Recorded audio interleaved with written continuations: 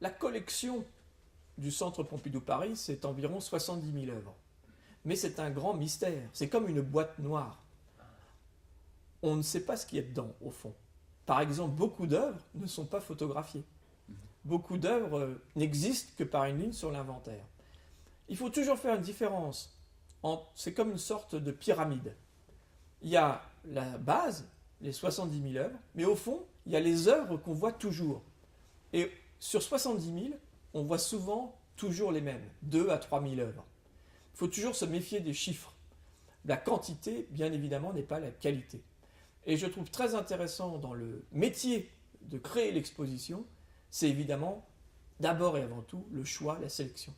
Et par exemple, dans le choix du Centre Pompidou-Metz, on a pris un parti très politique, même si là aussi c'est très démagogique, mais il m'a semblé important qu'une machine comme le Centre Pompidou-Metz serve à montrer des œuvres qui n'avaient jamais été vues. Voilà.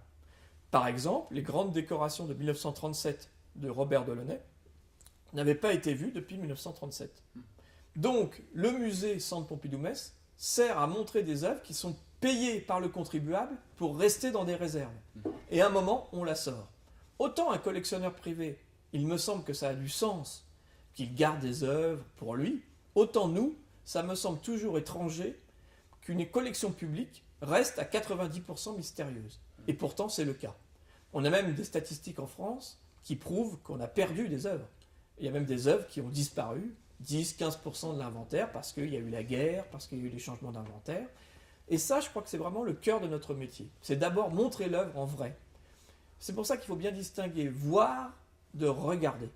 Et au fond, ici, on croit voir des œuvres qu'on connaît, mais finalement, on les redécouvre. Et ça me semble essentiel. Donc, partant de cette masse d'archives, on arrive à extirper la substantifique moelle, comme on dit en français, pour faire rêver le visiteur.